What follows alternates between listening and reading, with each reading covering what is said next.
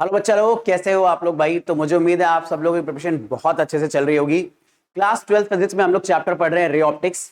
आज के लेक्चर में हम लोग रे ऑप्टिक्स के अंदर एक बहुत ही इंपॉर्टेंट टॉपिक के बारे में बात करेंगे, which is refraction through spherical surface. कि अगर हमारे पास एक स्फेरिकल सरफेस है तो उससे रिफ्रैक्शन होने के बाद किस तरह से ऑब्जेक्ट की इमेज बनती है, कहां बनती है, क्या रिलेशन होता है ऑब्जेक्ट डिस्टेंस और इमेज डिस्टेंस के बीच में, इसके बारे में बात करेंगे। इससे प्रीवियस लेक्चर में हम लोगों ने फ्लैट सरफेसेस से थ्रू जब रिफ्रैक्शन होता है तो उसके बारे में बहुत डिटेल में बातें करी थी। आई होप वहां तक की सारी चीजें आपने बहुत अच्छे से कवर कर ली होंगी, क्योंकि उन सबका यूज यहां पर भी थोड़ा थोड़ा आएगा। पर अगर आपने अभी तक उन सारे कॉन्सेप्ट पर कमांड नहीं करा है तो आई बटन पर यहां पर मैं रे ऑप्टिक्स की प्लेलिस्ट का पूरा लिंक दे दूंगा, जहां पर शुरुआत से हम लोगों ने बहुत ही फंडामेंटल कॉन्सेप्ट से पर बहुत ही आसान सी लैंग्वेज में यह समझा है कि रे ऑप्टिक्स के अंदर रिफ्रैक्शन कैसे काम करता है। मतलब हम लोगों ने स्नेल्स लॉ को बहुत आराम से समझा है, हम लोगों ने किस तरह से अपैरेंट डेप्थ आती है, रिफ्रैक्शन क्या होता है, रिफ्रैक्टिव इंडेक्स क्या होता है, ये सारी फंडामेंटल चीजें जिसमें कई बार बच्चे स्ट्रगल करते हैं, ये सारी बातें बहुत ही आराम से अंडरस्टैंड करी हैं। तो अगर आपने उन टॉपिक पर कमांड नहीं करा तो पहले उन टॉपिक पर कमांड कर लो, बट अगर आता है तो हम लोग सीधे अपना आज का लेक्चर स्टार्ट करते हैं, जहां पर हम लोग बात करेंगे रिफ्रैक्शन थ्रू स्फेरिकल सरफेस के बारे में। अब देखो, रिफ्रैक्शन तो हमें पता है, हमें यह मेजरली अंडरस्टैंड करना है मेरे बच्चे कि दरअसल में स्फेरिकल सरफेसेस में ऐसी क्या खास बात है कि उसके लिए रिफ्रैक्शन हमें बिल्कुल अलग तरीके से पढ़ना है। तो इसके लिए हम पहले बात करेंगे स्फेरिकल सरफेसेस की। तो अपने सिलेबस में यूजुअली हम लोग दो टाइप के स्फेरिकल सरफेसेस को बहुत कॉमनली ऑब्जर्व करते हैं। और मेरे बच्चे, अगर आपने 10th क्लास में रे ऑप्टिक्स पढ़ी है तो आपको इनके बारे में थोड़ा सा आइडिया होगा। हमारे पास दो टाइप की स्फेरिकल सरफेस आती हैं इस तरह से कि लेट्स से अगर आप मान लो एक ऑब्जर्वर हो और आप एक स्फेरिकल सरफेस को ऑब्जर्व कर रहे हो, और आप यहां से खड़े होके स्फेरिकल सरफेस को ऑब्जर्व कर रहे हो, ये ऑब्जर्वर है। तो आप नोटिस करो, अगर आप ऑब्जर्वर हो और आप इस स्फेरिकल सरफेस को देख रहे हो तो देखो, ये दरअसल में स्फेरिकल सरफेस ऐसे क्यों बोल रहे हैं, क्योंकि ये सरफेस एक इमेजिनरी स्फीयर का पार्ट है। अगर हम इस स्फीयर को कंप्लीट करना चाहें तो एक पूरी की पूरी स्फेरिकल सरफेस बन जाएगी सिर्फ इतने से पार्ट से। तो क्योंकि सिर्फ इतने से पार्ट से जो हमने सरफेस कट करी है वो एक स्फीयर का पार्ट है, इसीलिए हम ऐसी सरफेस को बोल रहे हैं स्फेरिकल सरफेस। पहली बात। अब नोटिस करो, एज ऑब्जर्वर जब आप यहां से ऑब्जर्व करोगे इस स्फेरिकल सरफेस को या स्फेरिकल सरफेस के छोटे से पार्ट को, तो आपको ऐसा लगेगा कि ये पार्ट या ये स्फेरिकल सरफेस आपकी तरफ आ रही है या थोड़ी सी बल्जी है, आपकी तरफ बाहर निकली हुई है। और ऐसी सरफेस अगर आपकी तरफ आ रही है और बल्जी है तो ऐसी सरफेसेस को हम लोग बोलते हैं कॉन्वेक्स सरफेस। ये आप लोगों ने वर्ड सुना होगा। तो याद रखना, कॉन्वेक्स सरफेस क्या है, जो ऑब्जर्वर की तरफ बाहर की तरफ आ रही है, इसे आप मानोगे कॉन्वेक्स सरफेस। पर अगर आप ऑब्जर्वर हो और ये सरफेस आपसे अवे जा रही है या थोड़ी सी दब जा रही है अंदर की तरफ, तो आप इसे मेरे बच्चे बोलोगे कॉनकेव सरफेस। तो अगर रिफ्रैक्शन में ऑब्जर्वर से सरफेस अवे जा रही है तो वो कॉनकेव है, और ऑब्जर्वर की तरफ आपको दिखाई दे रही है तो आप उसे मानोगे कॉन्वेक्स सरफेस। अब आपको एक बात बताता हूं, मैंने पहले भी आपने कई लेक्चर्स में ये बात बोली है तो आपको ये बात अंडरस्टैंड होगी कि मेरा ये बहुत स्ट्रांगली मानना है कि अगर आपको किसी भी टॉपिक के ऊपर कमांड करना है तो यह बहुत जरूरी है कि उस सब्जेक्ट के अंदर, उस टॉपिक के अंदर आने वाले जो डेफिनेशंस हैं, जो टर्म्स हैं, उनके साथ आपको बहुत ज्यादा कंफर्टेबल होना है, उनकी नॉलेज आपको बहुत ज्यादा अच्छे से होनी चाहिए। तो हम लोग रिफ्रैक्शन थ्रू स्फेरिकल सरफेस को अंडरस्टैंड करेंगे, उसकी मैथमेटिक्स में अब एंटर करेंगे, तो इसके लिए हमें कुछ प्राइमरी डेफिनेशंस को जानना बहुत ज्यादा जरूरी है। तो हम लोग पहले उन डेफिनेशंस के बारे में बात करते हैं। जैसे सबसे पहला, दरअसल में स्फेरिकल सरफेस का जो ठीक मिड पॉइंट होगा उसे हम लोग मान लेते हैं पोल।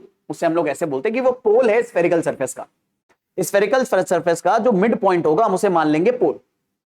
अब आपको मैंने अभी भी एक बात बताई थी मेरे बच्चे कि ये जो स्फेरिकल सरफेस है ये दरअसल में अपने आप में एक स्फीयर का पार्ट है। तो अगर ये एक स्फीयर का पार्ट होगा, मैंने तो हालांकि बहुत ज्यादा बड़ा बना दिया, इतना बड़ा नहीं होगा, ठीक है। अगर ये एक स्फीयर का पार्ट है तो इस स्फीयर का जाहिर सी बात है कोई ना कोई सेंटर होगा। तो इस इमेजिनरी स्फीयर का जो सेंटर है उसे हम इस स्फेरिकल सरफेस का सेंटर मानते हैं। तो ये जो सी लिखा हुआ है दरअसल में ये सेंटर है इस स्फेरिकल सरफेस का, और इसे बोला जाता है सेंटर ऑफ कर्वेचर। पी को बोला जाता है पोल, जैसे मैंने आपको बताया। अब एक बहुत ही इंपॉर्टेंट बात मैं बोलने वाला हूं, ध्यान से सुनिएगा, ये टर्म बहुत ज्यादा इंपॉर्टेंट है। मुझे उम्मीद है अब तक आपको स्फेरिकल सरफेस के बारे में 2 पॉइंट्स बड़े अच्छे से समझ में आए हैं कि स्फेरिकल सरफेस में पोल कहां पर होता है, स्फेरिकल सरफेस के मिड पॉइंट पे। सेंटर ऑफ कर्वेचर, अगर हम स्फेरिकल सरफेस का वो इमेजिनरी स्फीयर कंप्लीट कर लें तो इमेजिनरी स्फीयर का सेंटर जहां पर होगा वहीं पर सेंटर ऑफ कर्वेचर होगा। अब हम पोल को सेंटर ऑफ कर्वेचर से जब ज्वाइन करते हैं और एक लाइन ड्रॉ करते हैं, जैसे यहां पर ये लाइन ड्रॉ हुई है पीसी, और शुरुआत से अगर ले तो हम लोग किसे बोल सकते हैं, एपीसीबी।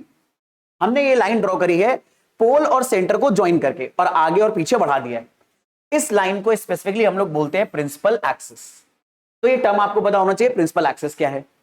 इसके बाद पोल और सेंटर के बीच की जो डिस्टेंस होती है, तो इमेजिन करो ये दरअसल में अगर सर्कल था हमारा पूरा, या स्फीयर था, तो पोल और सेंटर के बीच की जो डिस्टेंस होगी ये स्फीयर का रेडियस होगा। तो इसी रेडियस को हम लोग इस कर्व सरफेस का या इस स्फेरिकल सरफेस का रेडियस ऑफ कर्वेचर भी बोलते हैं। तो मुझे उम्मीद है आपको प्रिंसिपल एक्सिस समझ में आ रहा है। प्रिंसिपल एक्सिस पोल और सेंटर ऑफ कर्वेचर को ज्वाइन करने वाली लाइन है। सेंटर ऑफ कर्वेचर, स्फीयर, हमारी ये जो स्फेरिकल सरफेस है या आप इसे कर्व सरफेस बोल सकते हो, तो ये स्फेरिकल सरफेस या कर्व सरफेस जिस इमेजिनरी स्फीयर का पार्ट है उस स्फीयर के सेंटर को हम लोग बोलेंगे सेंटर ऑफ कर्वेचर। हम लोग स्फेरिकल सरफेस के मिड पॉइंट को बोल देंगे पोल। पोल और सेंटर को ज्वाइन करेंगे तो बनेगा प्रिंसिपल एक्सिस। और ये सारे टर्म्स अगर आप कंफर्टेबली अंडरस्टैंड कर पा रहे हो तो ये कॉन्वेक्स सरफेस के लिए भी बिल्कुल वैसे ही होते हैं जैसे कॉनकेव के लिए होंगे, या कॉनकेव के लिए भी बिल्कुल वैसे ही होंगे जैसे कॉन्वेक्स के लिए। बस फर्क एक छोटा सा आएगा, नोटिस करना। जब हम कॉन्वेक्स सरफेस का रेडियस ऑफ कर्वेचर निकालेंगे तो वो पोल के राइट में पड़ेगा, क्योंकि जो सेंटर ऑफ कर्वेचर है वो पोल के राइट में आएगा। पर जब कॉनकेव सरफेस के लिए हम ऐसा करेंगे तो नोटिस करो ये जो सेंटर ऑफ कर्वेचर है ये पोल के लेफ्ट में आ रहा है। तो इतनी सी बात से भी हमारी चीजों की कैलकुलेशन में, हमारी मैथमेटिक्स जो रे ऑप्टिक्स के अंदर हम लगाएंगे उसमें फर्क आएगा। कैसे फर्क आएगा इसके बारे में हम लोग बात करेंगे। पर मुझे उम्मीद है इस पर्टिकुलर स्लाइड से जो मैं आपको बेसिक फंडे बताने वाला था, बेसिक आइडिया बताने वाला था, ठीक है, या बेसिक डेफिनेशन बताने वाला था, वो सब आपको अच्छे से क्लियर है। और कॉन्वेक्स सरफेस या कॉनकेव सरफेस हो, स्फेरिकल सरफेस बोलो, कर्व सरफेस बोलो, डजंट मैटर, इनके थ्रू होने वाले रिफ्रैक्शन में ये सारे टर्म्स बहुत ज्यादा इंपॉर्टेंट रहेंगे हमारे लिए। तो मुझे उम्मीद है आप इन्हें अच्छे से याद रखेंगे।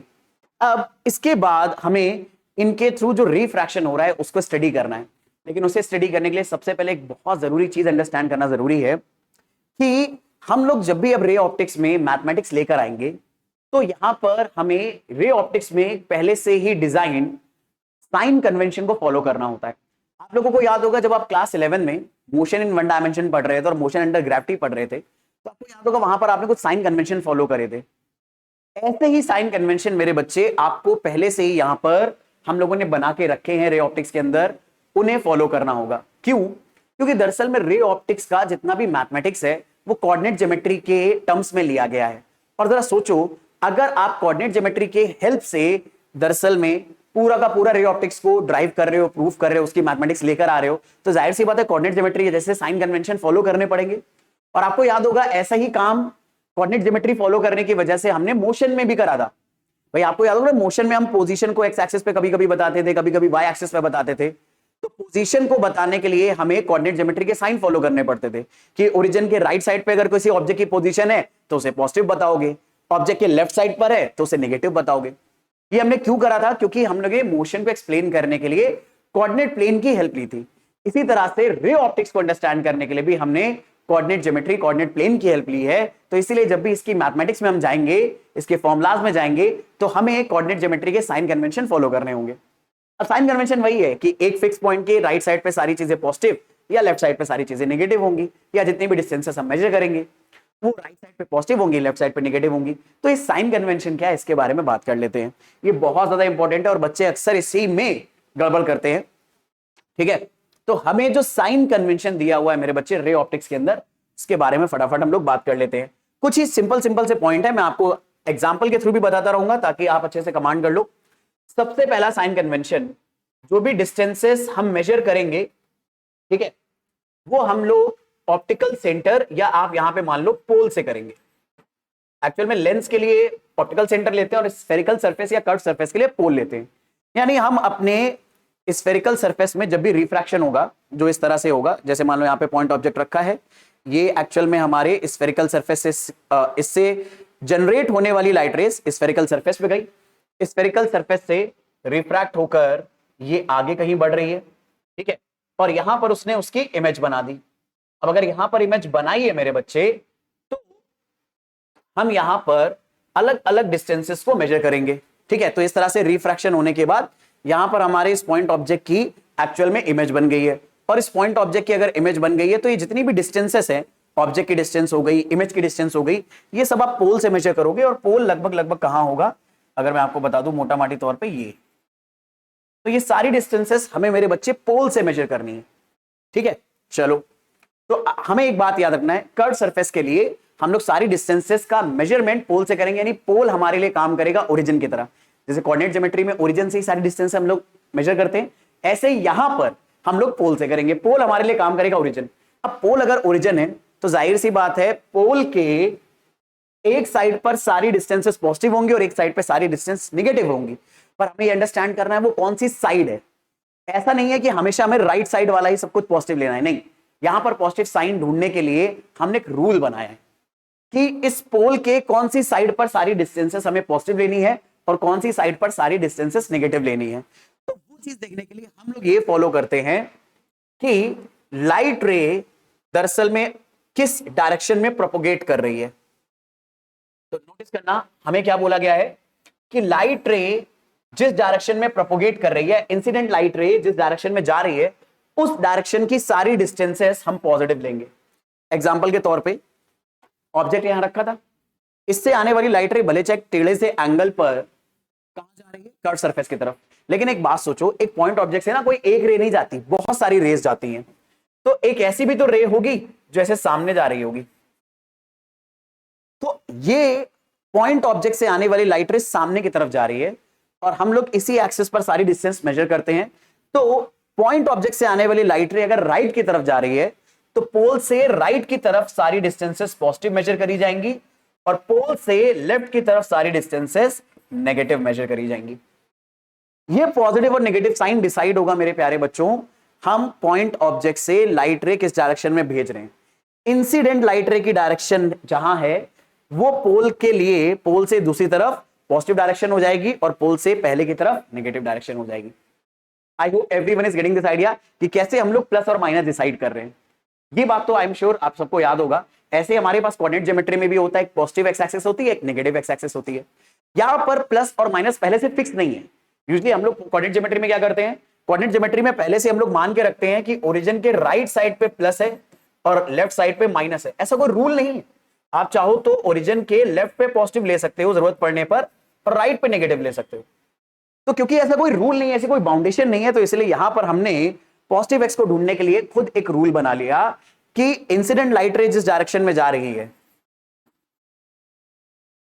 इंसिडेंट लाइट रे जिस डायरेक्शन में जा रही है मेरे बच्चे, हम उस डायरेक्शन को पोल के आगे अगर लेकर जाएं तो वो पॉजिटिव एक्स हो जाएगा और पहले वाला नेगेटिव। या इंसिडेंट लाइट रे की डायरेक्शन में अगर कोई भी लेंथ मेजर करेंगे पोल से तो वो पॉजिटिव होगा और इंसिडेंट लाइट रे के अपोजिट अगर मेजर करेंगे तो वो नेगेटिव होगा। यही बात मेरे बच्चे इस पॉइंट के अंदर लिखी हुई है। मतलब सेकंड पॉइंट में लिखा है कि आप उस डायरेक्शन में इंसिडेंट लाइट रे की डायरेक्शन में पोल से जो भी डिस्टेंस मेजर करोगे वो पॉजिटिव लोगे और opposite direction of incident light रे में अगर कोई भी डिस्टेंस आप मेजर करोगे तो वो आप नेगेटिव लोगे। इस एग्जांपल से भी बहुत डिटेल में समझेंगे। अच्छा, अब देखो कई बार क्या होता है, हमारे पास पॉइंट ऑब्जेक्ट की बजाय एक ऐसा ऑब्जेक्ट होता है जिसमें एक अच्छी खासी हाइट भी है। तो अगर उसकी अच्छी खासी हाइट होगी तो हम लोग इस एक्सिस के ऊपर भी वो डिस्टेंस मेजर कर सकते हैं और मान लो उसकी इमेज अगर बनी तो नीचे की तरफ बन सकती है या हो सकता है ऑब्जेक्ट नीचे की तरफ रखा हो। बिल्कुल वैसे ही जैसे एक्स एक्सिस के ऊपर और नीचे हमारे पास वाई और माइनस वाई होते हैं। तो मैं आपको एक बड़ी इंटरेस्टिंग और बड़ी आपके लिए आसान बात बता दूं, पॉजिटिव एक्स को ढूंढने के लिए हमने रूल बनाया है कि इंसिडेंट लाइट रे की डायरेक्शन में, मेरी बात ध्यान से सुनिएगा। दरअसल में कई बार क्या होता है कि कई सारे कॉन्सेप्ट हमें इसलिए समझ में नहीं आते क्योंकि हम ध्यान से वो डेफिनेशन वो पॉइंट नहीं समझ रहे होते। तो इसलिए मेरी आपसे रिक्वेस्ट है, क्योंकि यहां पर बहुत सारे बच्चे इसलिए मिस्टेक्स करते हैं, तो आप यहां पे ध्यान देना। इंसिडेंट लाइट रे की डायरेक्शन में हम पोल से जो भी डिस्टेंस मेजर करेंगे वो पॉजिटिव है और उससे अवे इंसिडेंट लाइट रे अगर राइट की तरफ जा रही है तो पोल से इंसिडेंट लाइट रे के अवे जो भी डिस्टेंस हम मेजर करेंगे वो निगेटिव है। पर जो हमारा ऊपर या नीचे की तरफ डिस्टेंस है वो हमेशा हमारे कोऑर्डिनेट प्लेन की तरह ही है। ऊपर वाली डिस्टेंसेस हमेशा पॉजिटिव होंगी, नीचे वाली डिस्टेंसेस हमेशा नेगेटिव होंगी अनलेस स्पेसिफाइड। तो यहां पर आपको ये रूल बताया गया मेरे बच्चे, बहुत ही सिंपल सा, कि अगर हमें कभी भी हाइट मेजर करनी है, देखो हाइट, तो हम लोग प्रिंसिपल एक्सिस के परपेंडिकुलर अगर अपवर्ड हाइट मेजर करेंगे तो वो पॉजिटिव होगी, और अगर हाइट डाउनवर्ड हम मेजर करेंगे perpendicular to the principal axis तो वो नेगेटिव होगी। यानी अगर हम लोग ये हाइट मेजर करें तो ये पॉजिटिव और ये मेजर करेंगे तो negative. I hope everyone is getting this idea. पर एक दो एग्जांपल से इसको पहले हम थोड़ा सा और स्ट्रॉन्ग करते हैं और फिर हम लोग जाएंगे मेरे बच्चे उस डेरिवेशन पे जो आपके एग्जाम के पॉइंट ऑफ व्यू से बहुत ज्यादा इंपॉर्टेंट है और पक्का पूछा जाता है आपके एग्जाम में। ठीक है, मतलब बहुत प्रोबेबिलिटी होती है कि देखो आपको पता है बोर्ड एग्जाम में ना कई सारे पेपर्स के सेट बनते हैं। ठीक है, तो किसी ना किसी सेट में ये डेरिवेशन पक्का आ सकता है और हो सकता है वो सेट आपके भी आ जाए, तो इसलिए उस डेरिवेशन को बड़े अच्छे से समझना। पर हम लोग साइन कन्वेंशन को एक बार चेक कर लेते हैं मेरे बच्चे, आराम से समझना। जैसे मान लो ये मेरी कॉन्वेक्स सरफेस है, मतलब मैं इसे यहां से ऑब्जर्व कर रहा हूं, ये बच्चे मेरी गई प्रिंसिपल एक्सिस, ये रहा पोल। अब यहां पर मैंने रखा हुआ है मेरे बच्चे पॉइंट ऑब्जेक्ट ओ, इससे लाइट रे इंसिडेंट रे इस तरह से आगे गई। अब आपको पता है कि इंसिडेंट रे दरअसल में जैसे स्फेरिकल सरफेस पे पड़ेगी तो रिफ्रैक्ट होगी और नॉर्मल के अलोंग रिफ्रैक्ट होती है। तो अगर मुझे इस पॉइंट पे नॉर्मल बनाना है तो नॉर्मल कैसे बनेगा? तो भाई आपको एक बात बताता हूं, किसी भी स्फेरिकल सरफेस के एक पॉइंट पर अगर आपको नॉर्मल बनाना है ना, तो नॉर्मल बनाने के लिए इमेजिन करो कि उस पर टैंजेंट ड्रॉ करो और नॉर्मल इस टैंजेंट पे परपेंडिकुलर होता है। तो आप इस पे नॉर्मल पे सॉरी इस टैंजेंट पर एक परपेंडिकुलर लाइन ड्रॉ करो और यहां से ना कुछ बड़े इंपॉर्टेंट ज्योमेट्रिकल रिजल्ट हैं जो हमें फॉलो कर रहे होंगे। और मैं आपको एक बात बताऊं मेरे बच्चे, रे ऑप्टिक्स को ज्योमेट्रिकल ऑप्टिक्स भी बोलते हैं क्योंकि इसमें ज्योमेट्री का बहुत ज्यादा यूज होता है। तो अब एक बड़ी इंपॉर्टेंट बात मैं बताने जा रहा हूं, कान खोल के ध्यान से सुनिएगा। दरअसल में जब ये नॉर्मल लाइन हम स्फेरिकल सरफेस पे बनाएंगे तो स्फेरिकल सरफेस के एक टैंजेंट पर, एक पॉइंट पर टैंजेंट पर ये लाइन परपेंडिकुलर होती है। और एक इंटरेस्टिंग बात आपको बताऊंगा, किसी भी स्फेरिकल सरफेस के या सर्किल के किसी पॉइंट पर अगर आपने टैंजेंट ड्रॉ करी है तो जो रेडियस होती है वो हमेशा टैंजेंट के साथ 90 डिग्री का एंगल बनाएगी। यानी ये जो नॉर्मल वाली लाइन अगर मैं इसे पीछे बढ़ाता जाऊं तो अगर ये एंगल 90 तो ये भी 90 बनेगा, और अगर ये 90 बनेगा तो जाहिर सी बात है ये डिस्टेंस अगर मैं सेंटर के साथ मैच कर दूं तो पक्की बात है ये रेडियस हो जाएगा। ज्योमेट्री ये बात बोलेगी कि ये जो नॉर्मल है इस सरफेस के इस पॉइंट पर, ये नॉर्मल पीछे बढ़ाने पर पक्का कहां जाएगी? दरअसल में ये क्रॉस करेगी हमारे सेंटर ऑफ कर्वेचर को। तो यहां पर इस पॉइंट पर अगर मैं नॉर्मल बनाऊंगा मेरे बच्चे, तो ये नॉर्मल पक्का कहां से पास होगा? सेंटर ऑफ कर्वेचर से। ऐसे इस पॉइंट पर अगर मैं नॉर्मल बनाऊं तो ये टैंजेंट हो गई, नॉर्मल तो ये परपेंडिकुलर हो गई। यानी प्रिंसिपल एक्सिस खुद पोल पे क्या होता है?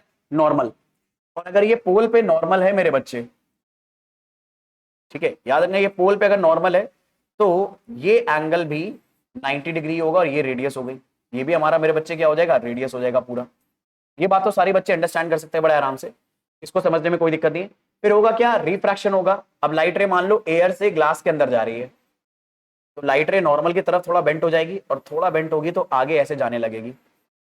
अब देखो इस ऑब्जेक्ट से, इस पॉइंट ऑब्जेक्ट से ऐसा तो है नहीं कि एक ही लाइट रे निकलेंगी, इस पॉइंट ऑब्जेक्ट से बहुत सारी, भाई एक पॉइंट ऑब्जेक्ट है, इमेजिन करो आपके पास एक छोटा सा बल्ब है, तो बल्ब से बहुत सारी लाइट रेज निकलती है ना, हमने तो बस अभी एक ही बनाई है जिसको हमने रिफ्रैक्ट कर दिया। अब देखो एक पॉइंट की या एक ऑब्जेक्ट की इमेज कैसे बनती है? जब उस पॉइंट से लाइट रेज जो जा रही है अगर वो किसी पॉइंट पर मीट कर जाए तो रियल इमेज बनेगी, और अगर डायरेक्टली मीट ना करे, हमें उन्हें एक्स्ट्रापोलेट करके मीट कराना पड़े तो वर्चुअल इमेज बनेगी। तो अब हम इस पॉइंट ऑब्जेक्ट की अगर इमेज बनाना चाहते हैं रिफ्रैक्शन के बाद, तो देखो कैसे बनाएंगे।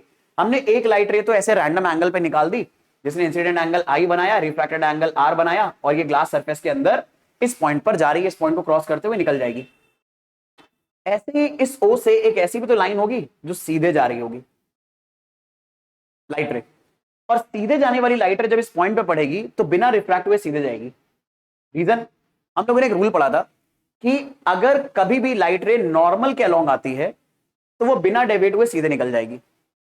तो देखो इस पी पॉइंट पर प्रिंसिपल एक्सिस, पोल के लिए प्रिंसिपल एक्सिस किसकी तरह काम करती है? नॉर्मल की तरह। अभी अभी आपको ये ड्राइव करके दिया था मैंने, भाई पोल पे टैंजेंट आप ऐसे ड्रॉ करोगे, और क्योंकि पोल को आप सेंटर से ज्वाइन कर रहे हो, तो अगर ये रेडियस है तो ये एंगल भी 90 डिग्री होगा, तो ये एंगल भी 90 डिग्री हुआ। और किसी भी पॉइंट पर नॉर्मल दरअसल में उस पॉइंट पर टैंजेंट के साथ 90 डिग्री का एंगल बनाता है। तो ये देखो 90 डिग्री एंगल बना रहे हैं। ये ज्योमेट्री वाली बात आपको बड़े अच्छे से पता होनी चाहिए। अभी भी ये बात अगर अंडरस्टैंड नहीं हुई तो मैं कहूंगा एक बार वीडियो को फिर से रिवाइंड करके देखो, ठीक है, क्योंकि ये पॉइंट आपके लिए बड़ा इंपॉर्टेंट है। अब ये लाइट रे नॉर्मल के अलोंग अगर आ रही है तो बिना डेविएट हुए सीधे जाएगी, और ये बात आप चाहो तो याद भी रख सकते हो, नॉर्मल के अलोंग कभी भी लाइट रे रिफ्रैक्ट अगर होती है तो बिना डेविएट हुए सीधे निकल जाती है। तो ये लाइट रे बिल्कुल सीधे निकलेगी और इस पॉइंट पर इस लाइट रे को कट कर जाएगी जो ऊपर से आ रही है। तो यहां पर हमें बन जाएगी इसकी इमेज। तो इस तरह से रिफ्रैक्शन के बाद हम इमेज बड़े आराम से बना सकते हैं। आई एम प्रीटी मच श्योर इसको समझने में किसी भी बच्चे को कोई दिक्कत नहीं हो रही होगी। अब देखो पोल से ऑब्जेक्ट की जो डिस्टेंस होती है इसे बोलते हैं ऑब्जेक्ट डिस्टेंस, जो कि हम u बोलेंगे, और पोल से इमेज की जो डिस्टेंस होती है इसे बोलते हैं हम लोग इमेज डिस्टेंस, जिसे हम v बोलेंगे। अब हमें इस u और v का साइन असाइन करना है। तो कैसे असाइन करेंगे? बड़ा आराम से करेंगे, आराम से। कैसे? हमें साइन असाइन करने के लिए पहले ढूंढना होगा कि यहां पर पॉजिटिव डायरेक्शन कौन सी है, नेगेटिव डायरेक्शन कौन सी है। और इंसिडेंट लाइट रे की डायरेक्शन पॉजिटिव डायरेक्शन है, यानी ये एक्सिस प्लस है और ये वाली माइनस एक्स एक्सिस है। तो पोल अगर हमारा ओरिजिन है तो ओरिजिन के राइट साइड में सारी डिस्टेंस पॉजिटिव लेंगे तो v पॉजिटिव हो जाएगा, और पोल के उल्टी तरफ अगर आप जा रहे हो इंसिडेंट रे के तो वो डिस्टेंसेस नेगेटिव लोगे, तो ये माइनस u हो जाएगा। ऐसे ही अगर हमें रेडियस ऑफ कर्वेचर निकालना है, यानी पोल और सेंटर के बीच की डिस्टेंस निकालनी है, तो पोल और सेंटर के बीच की डिस्टेंस अगर आप मेजर करोगे तो आपको पोल से राइट की तरफ जाना होगा, और पोल से राइट की तरफ जाओगे तो ये रेडियस ऑफ कर्वेचर भी कैसा होगा? पॉजिटिव होगा। तो ये इस तरह से हम लोग साइन कन्वेंशन को फॉलो करते हैं बड़े आराम से। तो I am pretty much sure मेरे प्यारे बच्चों को ये साइन कन्वेंशन फॉलो करना आ रहा होगा और इसको समझने में कोई दिक्कत नहीं हो रही होगी। फिर अपने डिस्कशन को आगे बढ़ाते हैं। मुझे उम्मीद है साइन कन्वेंशन आपको पकड़ में आ गया है, कैसे आपको प्लस चूज करना है, कैसे माइनस चूज करना है। और देखो यार कुछ ज्यादा ही मेसी हो गया है फिगर, तो मैं फिगर में से कुछ चीजें हटाना चाहूंगा, ठीक है। जैसे ये हटा दिया, ये हटा दिया, ये भी हटा दिया, हमारे काम का नहीं है। देखो जितना भी मैंने ज्ञान देना था ज्ञान दे दिया है, और मुझे उम्मीद है आपने इसे अच्छे से समझ लिया होगा। अच्छा देखो एक जरूरी बात बताता हूं मेरे बच्चे, क्योंकि अब जैसे YouTube जैसा आपके पास बहुत स्ट्रॉन्ग टूल है रिवीजन करने के लिए, तो ना कई बार हम थोड़े से आलसी हो जाते हैं और नोट्स बनाना बंद कर देते हैं। आपको एक बात बताता हूं, आपके नोट्स आपको रिवीजन में जितनी ज्यादा हेल्प करेंगे आप सोच भी नहीं सकते। तो जैसे जैसे आपको कुछ नई नई बातें पता चल रही हैं, आप मेरा वीडियो देख रहे हैं, किसी और अच्छे टीचर का देख रहे हैं, किसी और टीचर का देख रहे हैं, तो आप ये सारे पॉइंट्स अपनी शॉर्ट नोटबुक के अंदर जहां पर आप नोट्स बनाएंगे, देखो एक होंगे प्रॉपर नोट्स जिसमें हर एक चीज हर एक डेरिवेशन आप लिखोगे, एक होंगे शॉर्ट नोट्स जो आपको क्विक रिवीजन करने में हेल्प करेंगे। तो उन शॉर्ट नोट्स में सारी बातें एक एक जगह आप कंपाइल करते रहिए। मतलब मैं जानता हूं कि बहुत सारे ऐसे टीचर हैं जो बहुत गजब गजब के आपको हैंड रिटन नोट्स प्रोवाइड कर रहे हैं, लेकिन आपने भी पता कि रियलाइज करा होगा कि वो हैंड रिटन नोट्स कई बार ना बस हमारे फोन में, हमारे लैपटॉप में, हमारे कंप्यूटर में पड़े रह जाते हैं, हम उन्हें देखना ही भूल जाते हैं क्योंकि इतना सारा कंटेंट हमारे पास आ जाता है। पर यही सोचो अगर आप एक शॉर्ट नोटबुक खुद बनाओगे, अपनी हैंड राइटिंग में सारे फॉर्मूले लिखोगे, तो जहां पर आपने मेहनत करी है वहां पर आप उस पर और ज्यादा ध्यान दोगे, आपको याद रहेगा कि वो चीज आपके पास लिखी हुई है, कहां लिखी हुई है, तो आपको ना अपने आप उसे पढ़ने का, रिवाइज करने का मौका मिलेगा, मन करेगा। तो इसीलिए शॉर्ट नोट्स जरूर बनाना स्टार्ट कर दीजिए, क्योंकि मुझे उम्मीद है नोट्स तो आप रेगुलरली फॉलो कर ही रहे होंगे, रेगुलरली आप बना ही रहे होंगे। अगर आप अपनी प्रिपरेशन को लेकर सीरियस हैं, सीरियस नहीं है तो भाई सीरियस हो जाओ, बहुत ज्यादा इंपॉर्टेंट है हमारे लिए इस टाइम को यूटिलाइज करना अपने आप को एक्सेल करने में, क्योंकि यहां जो आप मेहनत करने की हैबिट डालोगे, ट्रस्ट मी ये मेहनत आपको लाइफ में बहुत आगे तक हेल्प करती है। क्यों? क्योंकि नोटिस करो, आप रियलाइज करोगे कि जो बच्चे जेई वगैरह में अच्छा करते हैं, यूजुअली देखो लेटर ऑन लाइफ भी ना काफी अच्छा कर रहे होते हैं। मतलब अगर आप एग्जांपल के तौर पे आईएम के रिजल्ट्स के बारे में बात करो, तो आईएम के रिजल्ट्स में भी जो जेई में ऑलरेडी सिलेक्टेड बच्चे होते हैं वो अच्छा परफॉर्म कर रहे होते हैं। टॉप 10 में कई बार तो शायद 5-5, 6-6 बच्चे जेई से ही ग्रेजुएट होकर मतलब आईआईटी से ग्रेजुएट होकर निकले होते हैं। कई बार जो हमारे यूपीएससी के एग्जाम होते हैं, ठीक है, आईएएस पीसीएस के एग्जाम्स होते हैं, उनमें भी कई बार जो जेई या इंजीनियरिंग बैकग्राउंड के बच्चे हैं, मेडिकल बैकग्राउंड के बच्चे हैं, वो काफी अच्छा कर रहे होते हैं। रीजन क्या है? एक्चुअल में रीजन कई बार मुझे ऐसा लगता है, ये मेरा पर्सनल ओपिनियन हो सकता है, कि दरअसल में ये जो प्रिपरेशन है जो आप आईआईटी की करते हो, जेई की करते हो, अपने बोर्ड के लिए लगातार पढ़ रहे होते हो, ये प्रिपरेशन आपको हैबिट डाल देती है हार्ड वर्क करने की और गिव अप ना करने की। और लाइफ में आगे जितने भी आप कॉम्पिटिटिव एग्जाम फेस करोगे या लाइफ में कुछ और अच्छा करना चाहोगे, अपनी करियर फील्ड में अच्छा करना चाहोगे, वहां पर ये एटीट्यूड बहुत ज्यादा हेल्प करेगा। तो ये एक बहुत ही इंपॉर्टेंट टाइम होता है आपके लिए कि आप दरअसल में अपने टाइम को यूटिलाइज करना सीखो, वो छोटी छोटी स्ट्रैटेजीज समझो जो आपको एक्सेल करने में हेल्प करेंगी आगे। तो इसीलिए जम के मेहनत करना स्टार्ट कर दो। फिलहाल आगे बढ़ते हैं। तो आई गेस ये निकालना तो आपको आ गया मेरे बच्चे, मुझे उम्मीद है यहां तक तो निकालने में कोई दिक्कत नहीं है। अब देखो, दरअसल में जब स्फेरिकल सरफेस से रिफ्रैक्शन होता है तो हमारा एक अल्टीमेट गोल है इस इमेज डिस्टेंस, ऑब्जेक्ट डिस्टेंस और रेडियस ऑफ कर्वेचर के बीच में रिलेशन बनाना। और क्योंकि रिफ्रैक्शन मीडियम और ग्लास के रिफ्रैक्टिव इंडेक्स पर भी डिपेंड करता है, सरफेस के रिफ्रैक्टिव इंडेक्स पर भी डिपेंड करता है, तो इसीलिए हम एक ऐसा रिलेशन बना रहे हैं जिसमें सारे टर्म्स आ जाएं। μ1 μ2, यानी μ1 क्या है, वो मीडियम जिसमें हमने ये स्फेरिकल सरफेस रखी है, μ2 स्फेरिकल सरफेस के दूसरी तरफ का मीडियम है, उसका रिफ्रैक्टिव इंडेक्स है, u हमारा ऑब्जेक्ट का डिस्टेंस है पोल से, v हमारा इमेज डिस्टेंस है पोल से, r रेडियस ऑफ कर्वेचर है। तो इन सारी चीजों के बीच में हम रिलेशन निकालेंगे with the help of geometry, और ये रिलेशन ऐसा आएगा μ2 minus μ1 upon r is equal to μ2 upon v minus μ1 upon u। और थोड़े बहुत मॉडिफिकेशन भी आएंगे इसमें जो मैं आपको आगे बताऊंगा। और अगर आपने पढ़ा हुआ है टॉपिक तो आपको पता होगा कि इस फॉर्मूले के और भी कई मॉडिफाइड फॉर्म होते हैं, पर कई बच्चों को ये नहीं पता तो ये आया कहां से। तो आपको मैं वो सारी चीजें बताऊंगा बड़े इत्मीनान से। और आपका ना, अगर आप ये वीडियो देखने आ रहे हो मतलब शायद ऑप्टिक्स को पढ़ने के बाद, तो आपको कई बार ये एक डाउट आता होगा कि हम लोग जब ये फॉर्मूला भी ड्राइव करेंगे तो यहां पर साइन कन्वेंशन की हेल्प से ये फॉर्मूला ड्राइव करेंगे, और जब न्यूमेरिकल्स हम लोग सॉल्व करते हैं तो फिर से साइन कन्वेंशन लगाते हैं। तो दो बार साइन कन्वेंशन लगाने का मतलब क्या होता है? कई बार ये बात बच्चों का दिमाग एकदम झकझोर देती है, हम 2 बार साइन कन्वेंशन क्यों लगा रहे हैं? जब डेरिवेशन में साइन कन्वेंशन इस्तेमाल कर ही लिया है तो न्यूमेरिकल्स में क्यों करें? न्यूमेरिकल में सीधे अप्लाई कर देंगे। पर नहीं, आपको पता चलेगा ऐसा नहीं है, दोनों जगह करने की जरूरत होती है। बट फिलहाल आगे बात करें, आगे करना स्टार्ट करें। चलो फटाफट आगे देखते हैं हम ये फॉर्मूला कैसे ड्राइव करेंगे। डेरिवेशन बहुत ज्यादा इंपॉर्टेंट है अपने लिए। तो इस डेरिवेशन को करने के लिए मेरे बच्चे हम लोगों ने पहले से ही कुछ अजम्पशन माने हैं, इन अजम्पशंस को फॉलो करके ही ये डेरिवेशन हम परफॉर्म करेंगे। तो ये अजम्पशंस आपको इस डेरिवेशन के लिए याद रखने हैं। पहला अजम्पशन, ऑब्जेक्ट को हम लोग एक पॉइंट ऑब्जेक्ट की तरह लेंगे, बहुत छोटा सा साइज में, और ये प्रिंसिपल एक्सिस पे हम रखा हुआ मान रहे हैं।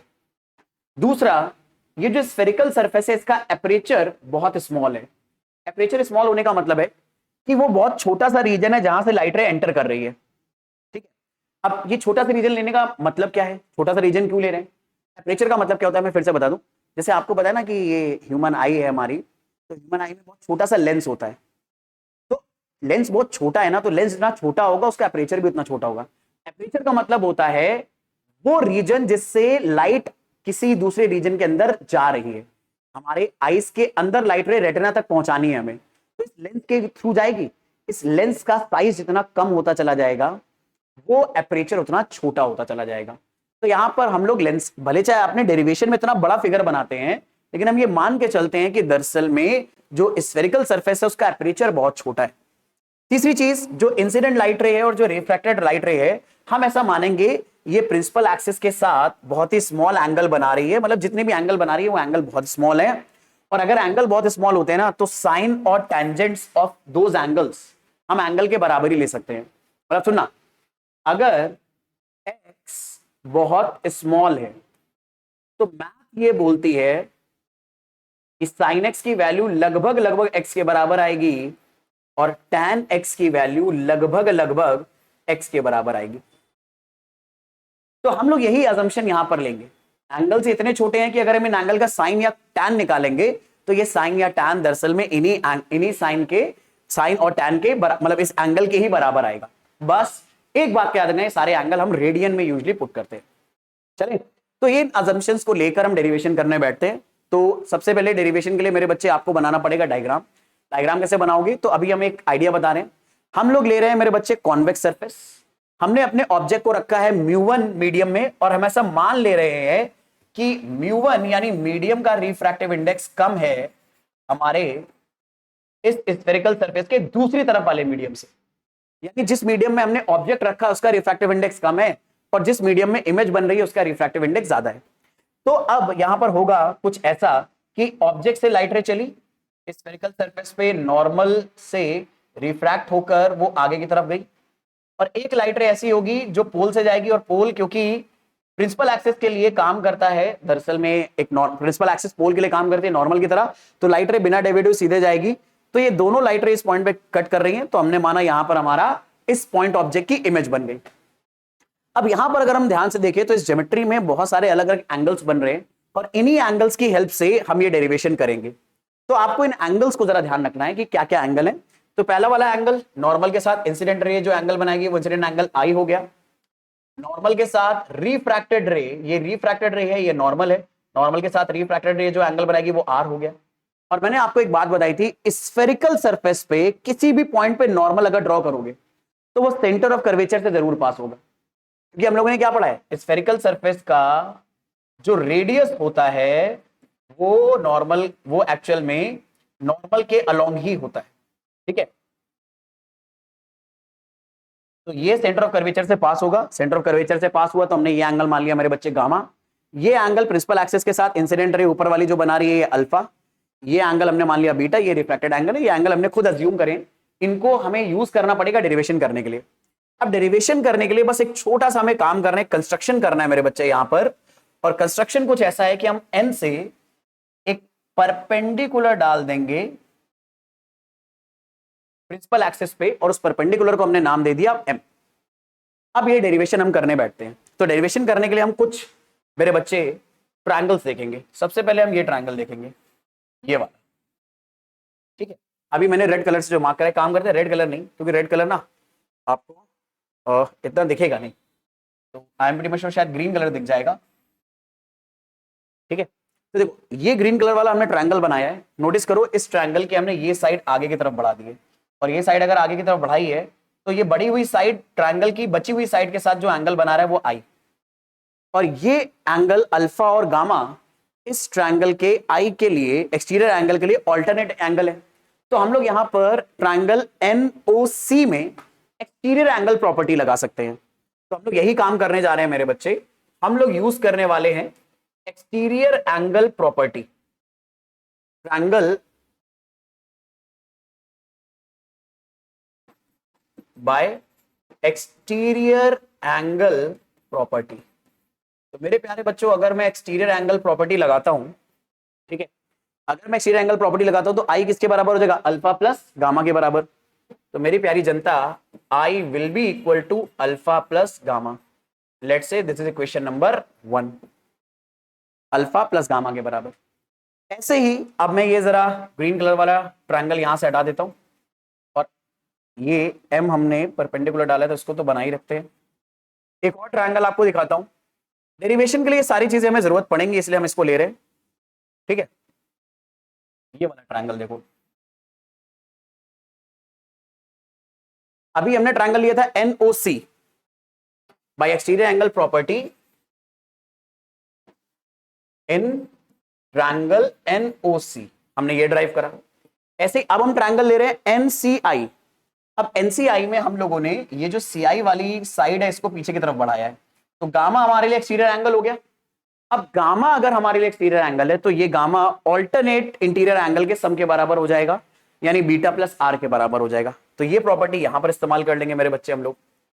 सिमिलरली हम लोग यहां पर अब क्या करने वाले हैं,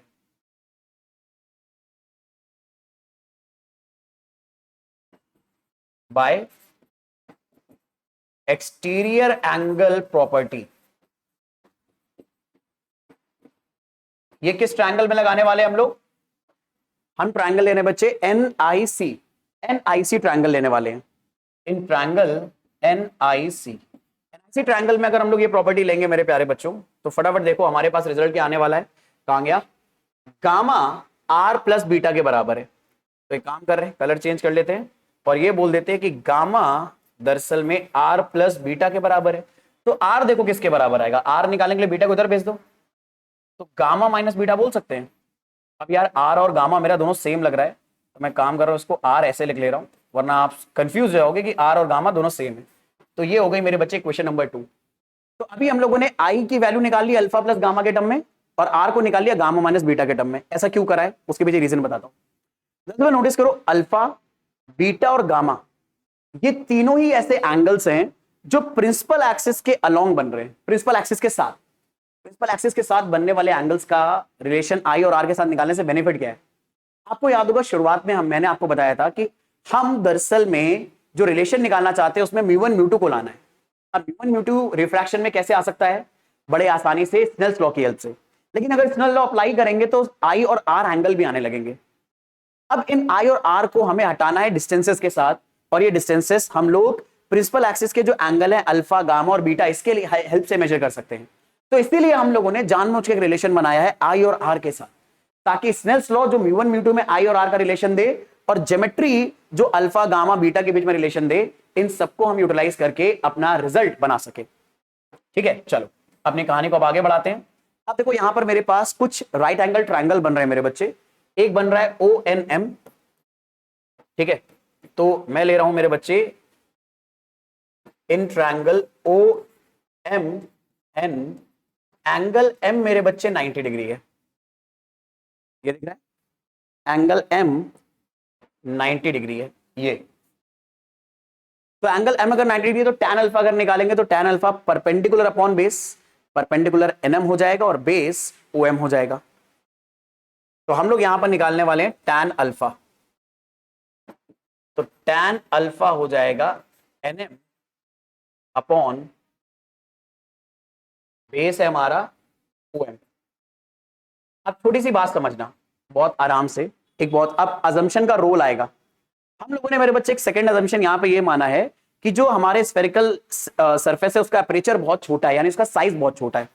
तो जरा सोचो, अगर ये साइज बहुत छोटा है तो एन से अगर परपेंडिकुलर ड्रॉप करोगे तो ये परपेंडिकुलर पी के बहुत क्लोज रहेगा। भाई इमेजिन करो, अगर किसी ऑब्जेक्ट का, सुना, किसी स्फेरिकल चीज का साइज छोटा है, मैं जानबूझ के, मतलब अगर मैं ऐसे छोटा सा साइज बनाऊं और यहां पर पी ले लूं और यहां से परपेंडिकुलर ड्रॉप करूं, तो देखो पी और एम के बीच की डिस्टेंस क्या हो जाएगी? बहुत कम। तो हम इस अब अप्रोक्सीमेशन का फायदा उठाएंगे। हमें यह पता है कि दरअसल में स्फेरिकल सरफेस और अपर्चर के बीच का, सॉरी, स्फेरिकल सरफेस का अपर्चर बहुत छोटा है, और अगर अपर्चर बहुत छोटा है तो पी और एम दोनों एक दूसरे के बहुत क्लोज होंगे। तो हम लोग यहां पर क्या बोल सकते हैं? हम लोग ये बोल सकते हैं मेरे बच्चे, due to small aperture of spherical surface,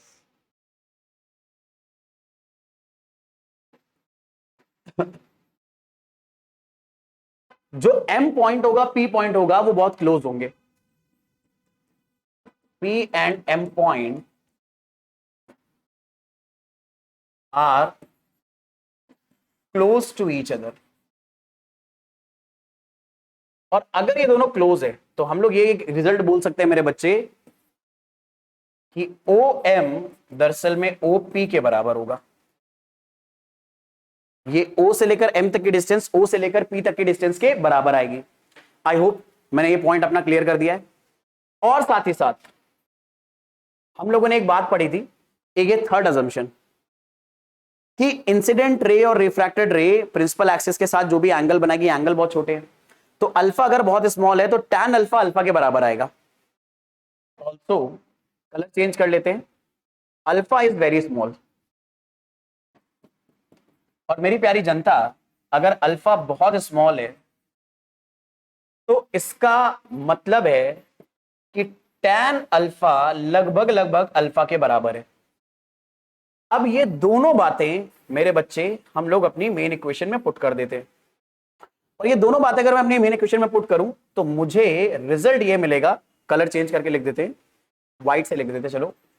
alpha किसके बराबर आ जाएगा? एनएम, उसे अपनी जगह लिखा रहने देते हैं, डिवाइडेड बाय ओएम की जगह आ जाएगा ओपी। ठीक है मेरे बच्चे, इसे मान लेते हैं इक्वेशन नंबर हम 3। अब ऐसा ही काम हम और भी राइट एंगल ट्रायंगल्स में करेंगे। जो हमारा अगला राइट एंगल ट्रायंगल हो जाएगा वो हो जाएगा एनएमआई, ये वाला राइट एंगल ट्रायंगल। मैं आपके लिए हाईलाइट कर देता हूं, किसी और कलर से कर देते हैं ताकि आपको आराम से दिखाई दे जाए। लेट्स से हम लोग यही वाला ग्रीन कलर लेते हैं, एनएमआई। हम बात कर रहे हैं एनएमआई ट्रायंगल की। तो अगर मैं इस ट्रायंगल के बारे में बात कर रहा हूं मेरे बच्चे, तो इस ट्रायंगल में ये जो tan बीटा है ये आएगा परपेंडिकुलर अपॉन बेस। तो परपेंडिकुलर nm हो गया, बेस वही mi हो गया, लेकिन mi को क्या बोल सकते हैं, pi। तो मैं mi की बजाय pi लिख दूंगा। अब बार बार इतना लंबा प्रोसीजर नहीं करूंगा क्योंकि यही असम्पशन मेरे को बार बार फॉलो करने हैं। तो अब सीधे मैं आपको बताने जा रहा हूं, हम लोग ट्रायंगल मेरे बच्चे कौन सा ले रहे हैं, NMI। फटाफट अगर हम लोग ट्रायंगल लें, in triangle NMI angle m मेरे बच्चे 90 डिग्री है। तो हम लोग यहां पर बोल सकते हैं कि tan बीटा आ जाएगा nm अपॉन pi। आएगा तो वैसे mi, लेकिन ये वैल्यू लगभग लगभग आप क्या ले सकते हो, nm अपॉन pi। और वही वाली बात है कि सिंस बीटा इज स्मॉल, तो हम मेरे बच्चे ये बोल सकते हैं कि बीटा बराबर आ जाएगा nm अपॉन pi के। ये हो गया इक्वेशन नंबर 4। सिमिलर काम हम इस तरफ कर लेते हैं। अब एक और ट्रायंगल ले लेते हैं। अब की बार ट्रायंगल कौन सा लेंगे, अब की बार हम लोग ट्रायंगल लेंगे, मेरे बच्चे इसको हटा देता हूं। अब की बार हम लोग ट्रायंगल लेंगे, बड़े आराम से सोचना, और मुझे भी बहुत सारे बच्चे देखने लगेंगे। ये राइट एंगल ट्रायंगल बनना है, तो ये वाला राइट एंगल ट्रायंगल लेंगे। इसमें tan गामा जो आएगा वो आएगा nm अपॉन mc, और mc को लिख सकते हैं pc। तो यहां पर मेरे बच्चे हम लोग ट्रायंगल ले लेंगे, जो हमारे पास ट्रायंगल है वो हो जाएगा हमारे पास NMC। तो हम लोग ट्रायंगल पकड़ लेंगे NMC। तो in triangle NMC angle m 90 degree है। और मेरे बच्चे यहां पर अगर हम लोग tan गामा निकाल रहे हैं तो वो आ जाएगा nm अपॉन, हमारे पास आ जाएगा साथ में mc, और mc को हम लोग क्या लिख सकते हैं, लगभग लगभग pc लिख सकते हैं। और अगर pc लिखा तो वही वाली बात है, फिर से हम बोलेंगे गामा इज वेरी स्मॉल। और अगर गामा मेरे बच्चे स्मॉल है तो हम लोग tan गामा को सिर्फ गामा लिख सकते हैं। तो tan गामा को गामा लिखकर लिख सकते हैं nm अपॉन pc। ये हो गई मेरे बच्चे क्वेश्चन नंबर 5। तो हम लोगों ने अल्फा बीटा गामा के बीच में रिलेशन बना लिया है अलग अलग डिस्टेंसेस के साथ। और नोटिस करो इन डिस्टेंसेस में, जैसे ओपी आ रहा है अल्फा में, ओपी अगर आप ध्यान से देखो क्या है, ओ से लेकर पी तक की डिस्टेंस यू है। फिर बीटा में पी आई आ रहा है, तो पी आई अगर आप नोटिस करो, पी से लेकर आई तक की डिस्टेंस वी है, यानी इमेज डिस्टेंस है। और ऐसे ही गामा में आ रहा है पीसी, तो पीसी क्या हो गया, आर हो गया। तो हमें यू आर वी मिल गए, और हमें बस अब म्यू वन म्यू टू और चाहिए। और बाकी सबके न्यूमरेटर में देखो यही आ रहा है, एनएम एनएम एनएम, यानी ये हो सकता है कॉमन हो गया, कैंसिल आउट वगैरह हो जाए। तो अब मेरे बच्चे म्यू वन और म्यू टू में रिलेशन निकालने के लिए हमें अप्लाई करना पड़ेगा स्नेल्स लॉ। तो अब मेरे बच्चे हम लोग अप्लाई करने वाले Snell's law at point N. तो मेरे बच्चे अगर मैं पॉइंट एन पर स्नेल्स लॉ अप्लाई करूं, तो पॉइंट एन पहले मैं आपको दिखाना चाहूंगा, ये है मेरे बच्चे पॉइंट एन। अब ये डेरिवेशन आपको पक्का आना चाहिए, कुछ नहीं करना होता, ये छोटे छोटे काम करने होते हैं।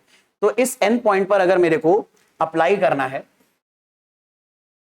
इस एन पॉइंट पर अगर मेरे को स्नेल लॉ अप्लाई करना है, तो साइन आई में म्यू वन का मल्टीप्लाई करेंगे, साइन आर में म्यू टू का मल्टीप्लाई करेंगे, और क्योंकि एक ही लाइट रे रिफ्रैक्ट हुई है तो ये वैल्यू आपस में बराबर आएंगी। तो हम लोग ये लिख सकते हैं कि mu one sine I will be equal to mu two sine are.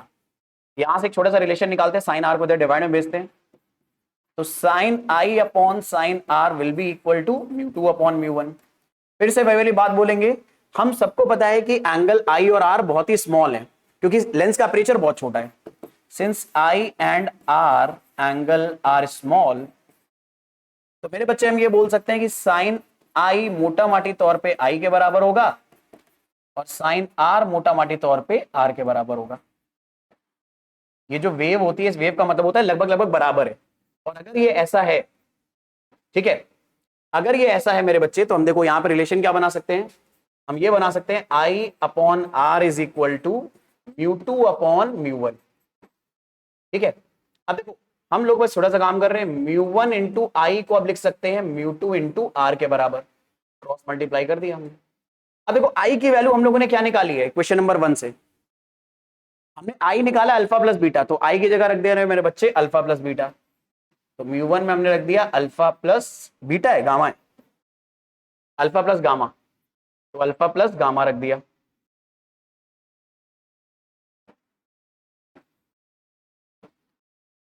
यही सारे काम बस हमें करते हुए चलने हैं। और म्यू2 में मेरे बच्चे आर का मल्टीप्लाई करा, आर हमने क्या निकाला है, आर हमने निकाला है गामा माइनस बीटा। तो आर की जगह मेरे प्यारे बच्चे आप रख दो गामा माइनस बीटा। अब जितनी भी आपने अल्फा गामा गामा बीटा की वैल्यू निकाली है वो सब रख दो। तो म्यू1 अल्फा की जगह हम लोग मेरे प्यारे बच्चों क्या रख दें, एनएम अपॉन ओपी। तो यहां पे आप रख दो एन एम अपॉन ओपी। पहले मैंने इतनी जगह इस्तेमाल कर ली कि अब जगह नहीं बची है। गामा के लिए गामा की जगह पे ठीक है एनएम अपॉन पीसी। तो यहां पे रख दो NM upon PC is equal to mu two. और यहां पर हमारे पास क्या आ जाएगा, गामा की जगह NM upon PC minus beta की जगह एनएम अपॉन पीआई। तो बीटा की जगह हमने रख दिया एनएम अपॉन पीआई।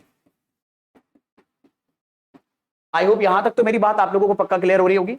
आप नोटिस करो मेरे बच्चे, इन दोनों टर्म में से एनएम कॉमन ले सकते हैं, इन दोनों टर्म में से एनएम कॉमन ले सकते हैं। और क्योंकि ये दोनों इक्वल साइड पर है तो यानी ये एनएम मेरे बच्चे हम आसानी से कैंसल आउट कर सकते हैं।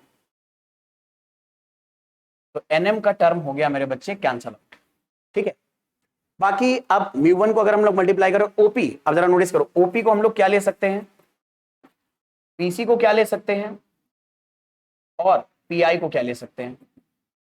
तो ओपी क्या हो जाएगा, O से लेकर पी तक की डिस्टेंस हमारा यू है, लेकिन साइन कन्वेंशन के साथ रखेंगे। क्यों रखेंगे, क्योंकि अगर हम बिना साइन कन्वेंशन के रखेंगे तो ये फॉर्मूला ना जनरल फॉर्मूला नहीं बनेगा, मतलब ये फॉर्मूला फिर बड़ा स्पेसिफिक हो जाएगा दरअसल में सिर्फ और सिर्फ कॉन्वेक्स लेंस के लिए, वो भी जब रेयर मीडियम से डेंसर मीडियम में हमारी लाइट रेज जा रही है।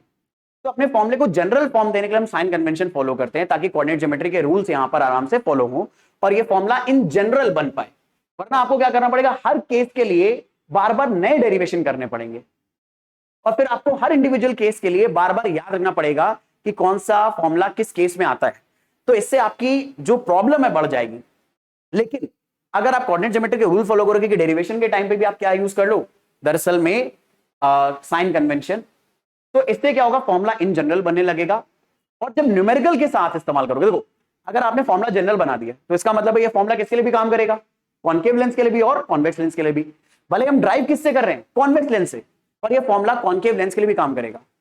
पर जब आप न्यूमेरिकल में अप्लाई करोगे तो क्वेश्चन को कैसे पता चलेगा कि आप फॉर्मूला कॉनकेव या कॉन्वेक्स के लिए इस्तेमाल कर रहे हो। तो इसलिए आपको दोबारा एक और बार साइन कन्वेंशन फॉलो करना पड़ता है कोऑर्डिनेट ज्योमेट्री को सही से फॉलो करने के लिए। तो इसलिए आपको दो बार साइन कन्वेंशन फॉलो करना पड़ता है, एक बार डेरिवेशन के लिए ताकि जनरल फॉर्म आए, बार बार हमें हर अलग केस के लिए फॉर्मूला याद ना करना पड़े, और दूसरी बार जब हम एक्चुअल में फॉर्मूला अप्लाई करेंगे तो फॉर्मूले को बताने के लिए, क्वेश्चन को बताने के लिए कि हम कॉनकेव लेंस के साथ काम कर रहे हैं या फिर कॉन्वेक्स लेंस के साथ काम कर रहे हैं।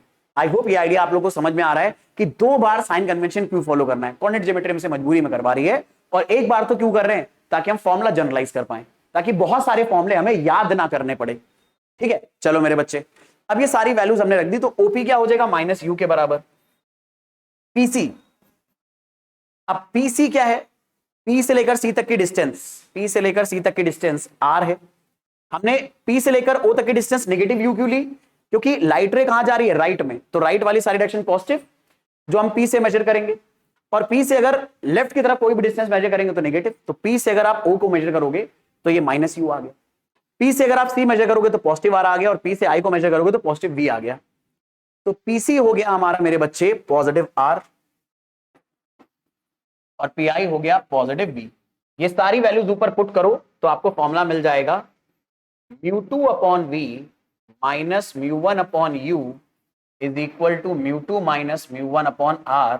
मेरे पास मेरे बच्चे जगह नहीं बची है तो मैंने ड्राइव नहीं करा, बट आपको बस कुछ नहीं करना, पीसी की जगह आर डालो तो देखो μ2 के साथ आर आएगा, फिर यहां पर भी पीसी की जगह आर डालो तो μ1 के साथ आर आएगा। ये पॉजिटिव है, ये वाला पॉजिटिव है, इसको उधर भेजोगे तो μ1 वाला नेगेटिव हो जाएगा। तो देखो μ2 में से μ1 आपने माइनस कर दिया, क्योंकि आर तो दोनों में कॉमन रहेगा ना, डिनोमिनेटर कॉमन है तो न्यूमरेटर आर सबट्रैक्ट कर सकते हो। ऐसे पीआई को आपने पॉजिटिव लिया तो ये माइनस का टर्म है, पर इसे लेफ्ट में भेजोगे तो पॉजिटिव हो जाएगा, और वी के साथ न्यूमरेटर में मल्टीप्लाई क्या होगा μ2, तो μ2 अपॉन वी आ गया। ओपी आप रखोगे माइनस यू तो μ1 अपॉन यू नेगेटिव आ गया। तो ये हमारा फॉर्मूला बन जाएगा मेरे बच्चे, और ये डेरिवेशन आपसे बहुत पूछा जाता है। अब ये डेरिवेशन मेरे बच्चे मैं आपको बता दूं, हमने साइन कन्वेंशन के साथ जब फॉलो कराए तो हमें ना एक बहुत तगड़ा बेनिफिट मिलेगा मेरे बच्चे। और वो बेनिफिट ये मिलेगा, मतलब आप चाहते तो बिना साइन कन्वेंशन के भी कर सकते थे, कोई दिक्कत नहीं होती, और आप जब न्यूमेरिकल सॉल्व करते तब साइन कन्वेंशन लगा सकते थे, पर दिक्कत ये होती फिर आपको हर अलग अलग केस के फॉर्मूले बार बार ड्राइव करने पड़ेंगे। कॉन्वेक्स का अलग करना पड़ेगा, कॉनकेव का अलग करना पड़ेगा, उसमें भी एक बार रियल इमेज बनेगी, एक बार इमेजिनरी इमेज, एक बार वर्चुअल इमेज बनेगी, बार बार फॉर्मूले बदलेंगे। तो एक फॉर्मूला जो दरअसल में काफी सारी चीजों को गवर्न कर ले, साइन कन्वेंशन उसमें हमें बेनिफिट दे देता है, तो इसलिए हमने साइन कन्वेंशन से फॉर्मूला फॉलो करा है। अब ये फॉर्मूला भले ही कॉन्वेक्स लेंस के लिए आया है, पर ये काम कॉनकेव लेंस में भी करता है, तो ये बात याद रखना। अब जो मैंने कहा था ना, हमारे पास इसके कई सारे स्पेशल केस आएंगे, तो मान लो अगर आपके स्कूल में कोई स्पेशल केस ड्राइव करने को भी आ गया, तो घबराने की मेरे बच्चे कोई जरूरत नहीं है। आप दरअसल में बार बार यही रूटीन फॉलो करोगे। आप रे डायग्राम बना लेना, रे डायग्राम के बाद आई का अल्फा गामा बीटा इनके साथ एक्सटीरियर एंगल से जो रिलेशन आएगा वो बनाना, गामा का रिलेशन मतलब दूसरा जो रिलेशन आर के साथ बन सकता है वो आर के साथ बनाना, फिर राइट एंगल ट्रायंगल्स में आप टैन ले लेना, फिर इनको अप्रोक्सीमेशन के साथ प्रूफ कर लेना, और आई और फिर स्नेल लॉ लगाकर आई और आर के जो टर्म्स हैं उन्हें आप म्यू1 म्यू2 के साथ लिखकर अल्फा गामा और गामा बीटा में लिख लेना, फिर सारे आप वैल्यूज रखना, you will get your answer with sign convention. आ जाएगा बड़े आराम से। यही काम आपको बार बार करना होगा, चाहे कोई भी केस आपको दे दिया जाए, ठीक है। चलो, अब जैसे मैंने आपको बताया था कि हमने जो डेरिवेशन करा इसमें कई अलग केस भी आते हैं जो हमें कई बार याद रखने पड़ते हैं। तो फॉर्मूला हम लोगों ने पढ़ा कि कॉन्वेक्स सरफेस के लिए अगर मान लो हमारा ऑब्जेक्ट रखा हुआ है रेयरर मीडियम में और इमेज बन रही है डेंसर मीडियम में, तो अगर रिफ्रैक्शन रेयरर मीडियम से डेंसर मीडियम में हो रहा है, यानी म्यू1 की वैल्यू म्यू2 से छोटी है, तो हम लोग फॉर्मूला कौन सा फॉलो करेंगे, वही जो अभी हमने ड्राइव करा है, mu one upon minus U plus mu two upon V is equal to mu two minus mu one upon R. या इसी फॉर्मूले को हम लोग ये भी बोल सकते हैं ना भाई, म्यू2 अपॉन वी पॉजिटिव है minus mu one upon you, you वाला टर्म नेगेटिव है, और ये आ जाएगा म्यू2 माइनस म्यू1 अपॉन आर। ये आ गया मेरी जनता फॉर्मूला। यही सेम फॉर्मूला कॉनकेव लेंस के लिए भी ट्रू होता है अगर रिफ्रैक्शन रेयर से डेंसर मीडियम में हो रहा है। तो अगर कॉनकेव सरफेस है और रेयर से डेंसर मीडियम में, तो भी सेम फॉर्मूला चलेगा, ठीक है।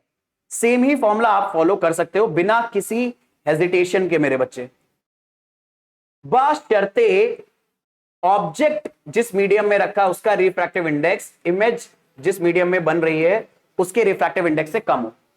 तो ऐसी सिचुएशन में मेरी प्यारी जनता, हमने जो फॉर्मूला ड्राइव कराया है वही फॉर्मूला फॉलो करेंगे विद साइन कन्वेंशन। अभी साइन कन्वेंशन न्यूमेरिकल्स में भी लगाना है, बट फॉर्मूला क्या होगा, mu two upon V minus mu one upon U is equal to mu two minus mu one upon R. जिस मीडियम में इमेज बन रही है उस मीडियम के रिफ्रैक्टिव इंडेक्स को माइनस करोगे ऑब्जेक्ट के रिफ्रैक्टिव इंडेक्स से, ऑब्जेक्ट जिस मीडियम में रखा उसके रिफ्रैक्टिव इंडेक्स से, और इनको डिवाइड करोगे आर के साथ। अभी आर में साइन कन्वेंशन लेना है। देखो कॉनकेव लेंस के लिए आर जो हो जाएगा, अगर लाइट रे राइट की तरफ जा रही है तो आर देखो नेगेटिव होगा क्योंकि ये पोल के लेफ्ट में मेजर करोगे। तो कॉनकेव लेंस के लिए आर का साइन बदल जाएगा मेरे बच्चे, और आर का साइन जैसे बदलेगा फॉर्मूला अपने आप एडजस्ट हो जाएगा कॉनकेव के लिए। फॉर्मूला यही फॉलो करो, बस साइन कन्वेंशन अगर लगाओगे तो अपने आप आपको वो सारे डिजायर्ड रिजल्ट मिल जाएंगे जो आप हर एक अलग केस के लिए ड्राइव करना चाहते थे। तो आपका काम बच जाएगा 2 बार साइन कन्वेंशन फॉलो करके।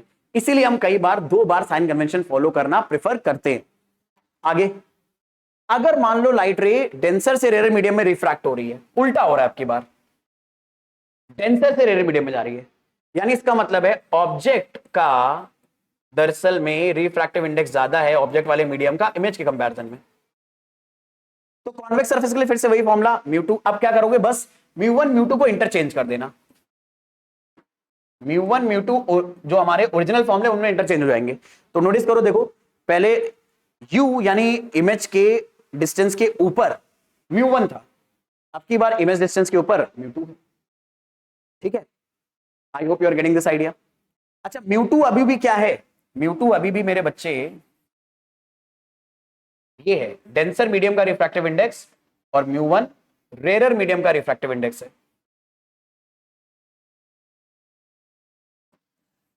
पर अब डेंसर मीडियम में ही ऑब्जेक्ट रखा है,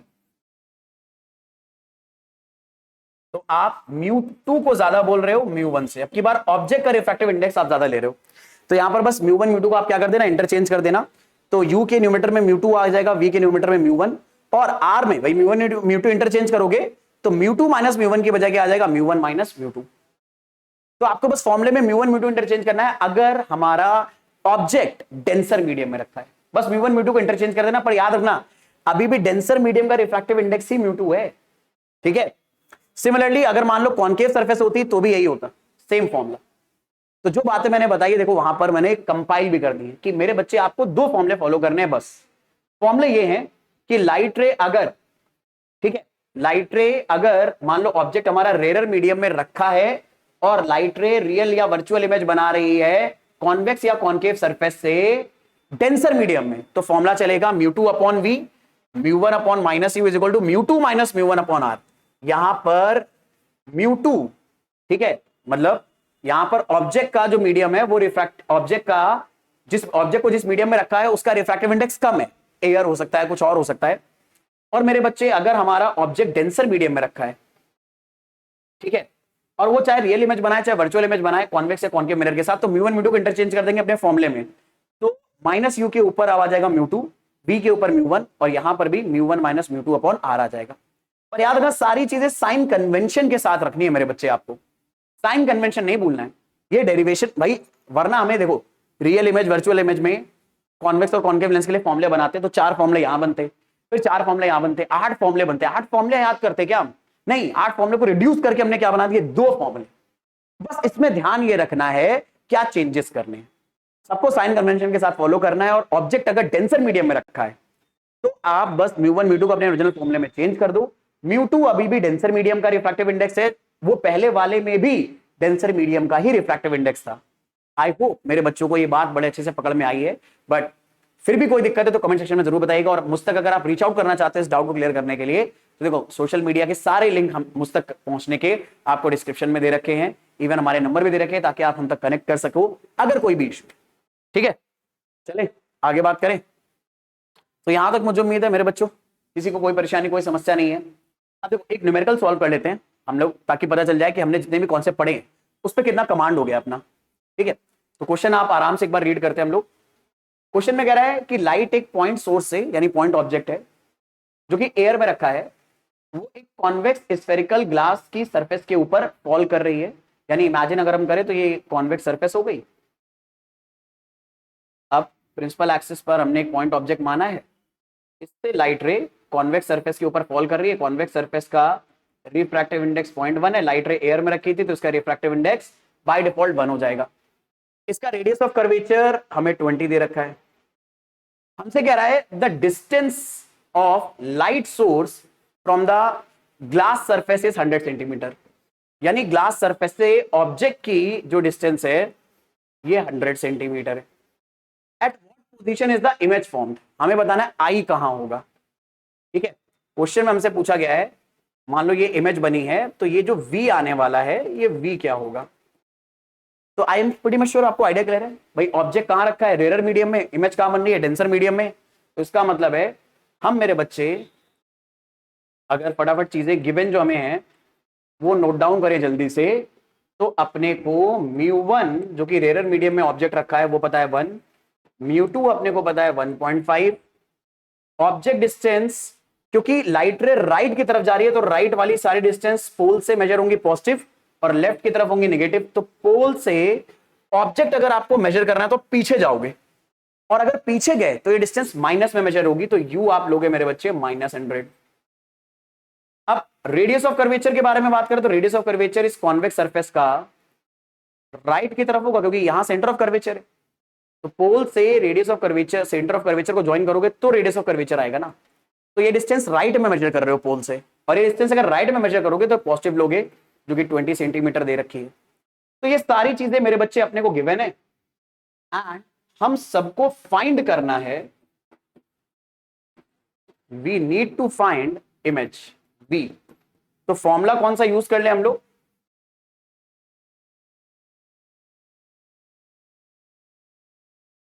μ2 अपॉन V। अगर इमेज डेंसर मीडियम में बन रही है तो V के न्यूमरेटर में μ2 रहेगा, minus μ1 upon U is equal to μ2 minus μ1 upon R। सारी वैल्यूज विद साइन रख दो।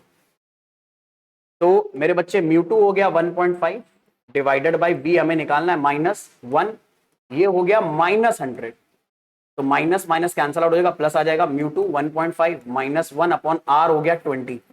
ये वैल्यू आ गई मेरे बच्चे 0.5 अपॉन 20। ये वैल्यू आ गई मेरे बच्चे 1/100, ये आ गई 1/v, ये बीच में आ गया प्लस। इसको सॉल्व करके v निकाल लो भाई, 1/v आ जाएगा भाई, डेसिमल हटाओगे तो 100 आ गया, 5 से 20 कैंसिल आउट करोगे तो ये 40 आ गया। 1/40 माइनस 1/100, 40 और 100 का एलसीएम अगर आपको लेना है तो मोटा माटी तौर पे ये 200 आ गया, ये 5 आया, ये -2 आया, तो ये आ गया 3/200, ये आ रहा है 1/v, तो v आ जाएगा मोटा माटी तौर पे 200/3, सारी यूनिट सेंटीमीटर में दे रखी है, तो सेंटीमीटर में we will get this answer. ठीक है, तो I am pretty much sure यही हमारा कैलकुलेशन हो जाएगा। ठीक है, कोई दिक्कत कोई परेशानी नहीं है, सारे आइडियाज बड़े आराम से अपने को क्लियर है। चलो, अब इसी तरह के क्वेश्चन आपको बार बार फॉलो करने होंगे, बस फॉर्मूले का ध्यान रखना है आपको। अगर फॉर्मूले में आपसे कोई गड़बड़ नहीं होगी, ट्रस्ट मी, आपसे क्वेश्चन गड़बड़ नहीं होंगे। आगे बात करते हैं जनता, ये क्वेश्चन है बहुत ही बढ़िया, ये मैं आपको दे रहा हूं होमवर्क में, और इसका आंसर कमेंट सेक्शन में बताओ क्या आ रहा है। ये क्वेश्चन सॉल्व आपने अभी जो अपने कॉन्सेप्ट पढ़े उन्हीं की हेल्प से होगा। ठीक है, क्वेश्चन में कह रहा है कि स्फेरिकल सरफेस हमें रेडियस ऑफ कर्वेचर r का दे रखा है, यानी इस स्फेरिकल सरफेस का रेडियस ऑफ कर्वेचर अब की बार हमें r पता है, ये वैल्यू नहीं दी गई है हमें। अब ये जो स्फेरिकल सरफेस है ये एयर और ग्लास को सेपरेट कर रही है, इधर पूरा ग्लास है स्फेरिकल सरफेस के, इधर पूरा एयर है। एयर का रिफ्रैक्टिव इंडेक्स μ1 तो 1 ही ले लोगे, और ग्लास का रिफ्रैक्टिव इंडेक्स 1.5 दे रखा है। क्या रहा है, the centre of curvature is in the glass, centre of curvature अगर ग्लास के अंदर है, इसका मतलब है ग्लास हमारा कॉन्वेक्स टाइप का है। सेंटर ऑफ कर्वेचर अगर ग्लास के अंदर है तो ग्लास हमारा कॉन्वेक्स टाइप का है। एक पॉइंट ऑब्जेक्ट को हमने एयर में रखा है, ठीक है, जो रियल इमेज बना रहा है यहाँ पे, चलो अच्छी बात है, क्यू पॉइंट पर हमने रियल इमेज बना दी। The line P Q cuts the surface at point O, इस पी क्यू लाइन ने दरअसल में ओ पॉइंट पर सरफेस को कट करा, यानी ओ हमारे लिए काम कर गया पोल का। अब एक क्वेश्चन में इन्होंने इंफॉर्मेशन दी पीओ ओ क्यू के बराबर है, यानी ये जो डिस्टेंस है पी ओ अगर ये एक्स है तो ओ क्यू डिस्टेंस भी मेरे बच्चे एक्स है। तो हमसे कह रहा है find the distance of the object from the spherical surface, distance of the object from the spherical surface, यानी एक्स हमें निकालना है। ये एक्स अगर निकाला है तो हमारा काम चल जाएगा। तो यू भी एक्स होगा, वी भी एक्स होगा, बस ध्यान रखना यू लोगे -x और वी लोगे +x। Radius of curvature r होगा। अब सुनना एक बात बड़ी इंपॉर्टेंट, क्योंकि मेरे बच्चे रेडियस ऑफ कर्वेचर हमें कोई न्यूमेरिकल वैल्यू नहीं दिया हुआ है, तो एक बात याद रखना, आंसर रेडियस ऑफ कर्वेचर के टर्म्स में ही देना पड़ेगा, क्योंकि अगर क्वेश्चन में कोई न्यूमेरिकल वैल्यू हमें किसी टर्म की नहीं दी है तो आंसर उसी टर्म में हमें देना पड़ता है। तो आंसर r के टर्म्स में आएगा, तो आप मेरे को कैलकुलेट करके बताना r के टर्म्स में आंसर क्या आ रहा है, कमेंट सेक्शन में बताना। और बाकी लोग अगर किसी का आंसर सही आया है, तो अगर आपका गलत आया है तो आपकी क्या अप्रोच थी, ये कमेंट सेक्शन में जरूर एक दूसरे के साथ डिस्कशन करिए, क्योंकि डिस्कशन आपको बहुत सारी चीजें सिखाएगा। ठीक है, बाकी अगर फिर भी कोई डाउट आता है तो मैं एक पिन कमेंट में इसका सोल्यूशन आपको दे दूंगा, बट फिलहाल आप अभी कमेंट सेक्शन में बताओ। ठीक है, चलो, तो आज के लेक्चर में नहीं रखेंगे। आई होप ये सारी बातें आप लोगों को समझ में आई हैं, और रिफ्रैक्शन थ्रू स्फेरिकल सरफेस बहुत अच्छे से पकड़ में आया है। अब अपने डिस्कशन को हम लोग अगले लेक्चर में लेके जाएंगे रिफ्रैक्शन थ्रू लेंस में, जो कि बहुत इंपॉर्टेंट है, बहुत सारी चीजें उसमें डिस्कस करनी है अपने को। तो मिलेंगे नेक्स्ट क्लास में भाई, तब तक के लिए अगर चैनल अभी आपने सब्सक्राइब नहीं करा तो जरूर सब्सक्राइब कर लीजिए, बेल आइकन प्रेस कर लीजिए, ताकि इस तरह के आपको नॉलेजेबल वीडियोस लगातार मिलते रहे, आप अपनी प्रिपरेशन को और स्ट्रॉन्ग कर पाएं। और मुझ तक रीच आउट करने के सारे लिंक्स आपको डिस्क्रिप्शन बॉक्स में दे रखे हैं। और फिर भी अगर आपको कोई इशू है, कोई आप पर्टिकुलर टॉपिक और स्टडी करना चाहते हो तो कमेंट सेक्शन में जरूर बताइए, और बाकी लोगों से लाइक करना, अगर लाइक ज्यादा आएंगे उस कमेंट पर तो उस पर्टिकुलर वीडियो को भी हम लोग बनाने की कोशिश करेंगे। तो मिलेंगे नेक्स्ट क्लास में। Bye everyone, take a very good care of yourself. जम के पढ़ाई करते रहिए, रिवीजन करते रहिए, और जो भी डाउट्स आते रहे हमारे साथ कंसल्ट करते रहिए। See you next class. Bye everyone.